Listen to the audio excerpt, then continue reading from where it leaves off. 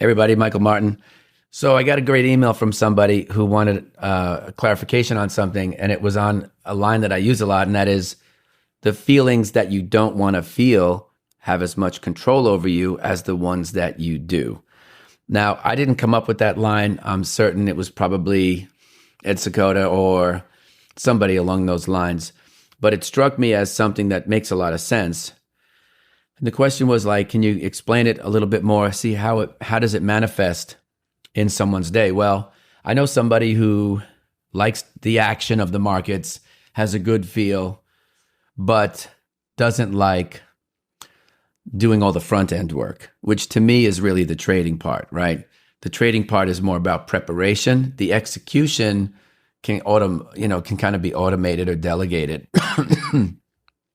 So to me, trading happens when you're doing your research and you're getting prepared for the next day. That to me is where the money is. And he doesn't like that part of it as much. So he constantly finds ways to kind of say, well, I'm going to allocate, from, 5 to 8 p.m. or 6 to 9 p.m. every night and look at my charts, look at my setups, look at whatever. And, there's always a ball game on or something to distract him. There's phone calls coming in. He's getting pings. And so what ends up happening is the quality of his work is low because he's not focused. So then what happens is, how does that play out? Well, the feeling that you don't want to feel has a big impact on you. He doesn't like the feeling of missing out on the game. He wants to see the action. He wants to be able to talk with his friends about the game.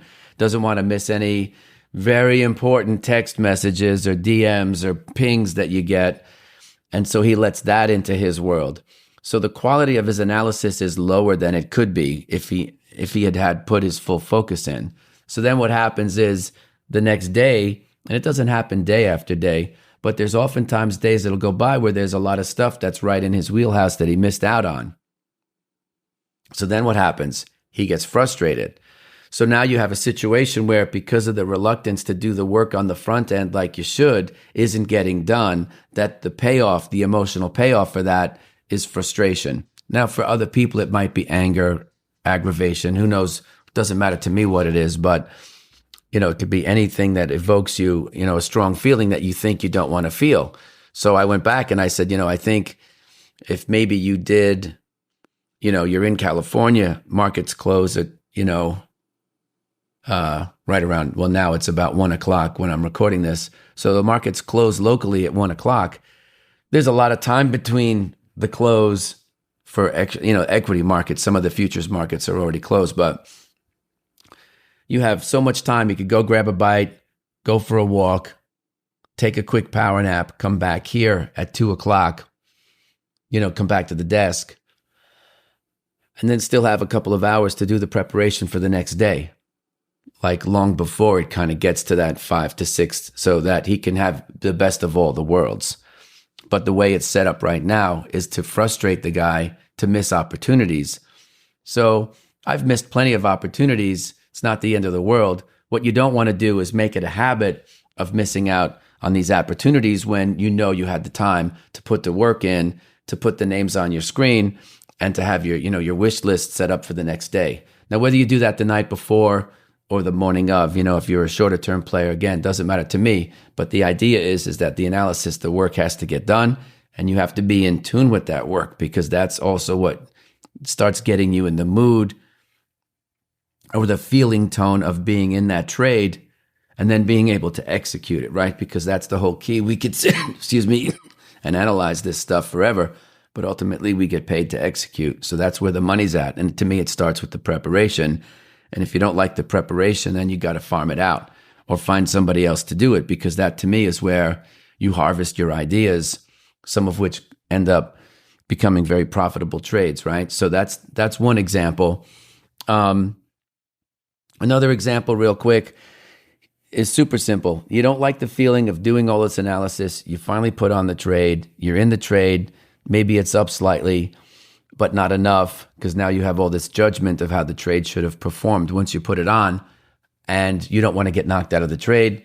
So you forsake putting in a definitive protective stop on your capital, and you're going to use a mental stop. So then that just opens up the door for so many other feelings, right? So ultimately, the feeling that you don't want to feel controls your behavior, but it also tends to invite other feelings that you also know that you don't want to feel. So you have to kind of judge them, be the judge and the jury, and say to yourself, well, which ones do you want to feel?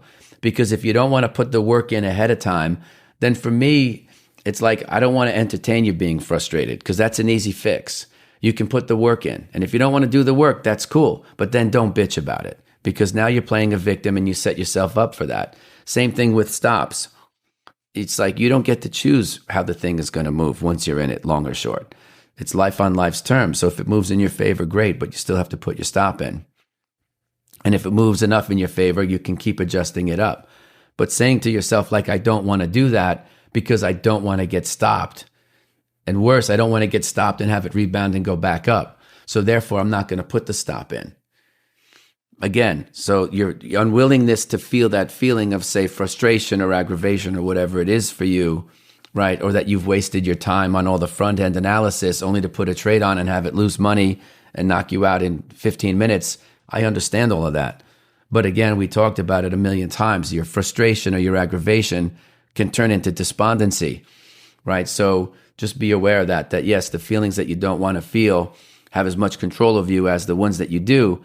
But in my experience, until you're willing to feel all of your feelings, the ones that you don't want to feel and you want to avoid, they end up putting you in a spot where you have to invite other feelings that I don't think you're going to want to feel either.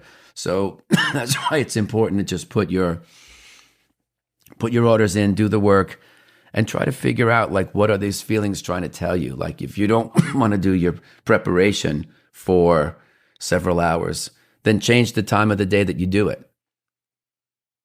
Or break it up, do a little, and then do another half at another time. But either way, it's something to look at because I think it's true in life, not just in trading. But at any rate, that's all I have for you today. Please like and subscribe to the show. If you leave a comment, I see everything. I'll reply. If you want to suggest a topic for the show, I'm happy to, investigate new topics that I'm not thinking of myself. But otherwise, thank you very much for being here, folks. I will see you tomorrow. Okay, everybody, thanks for being here. Please take a minute, like and subscribe to the show. You could also leave a comment. I don't have all the answers, so it's good to get some feedback. Also, if you would like to support the show, check out the links below. You can get the free audiobook of The Inner Voice of Trading, and also information about the course that I teach with Victor Sperandio. Thanks for being here, folks. I'll see you tomorrow.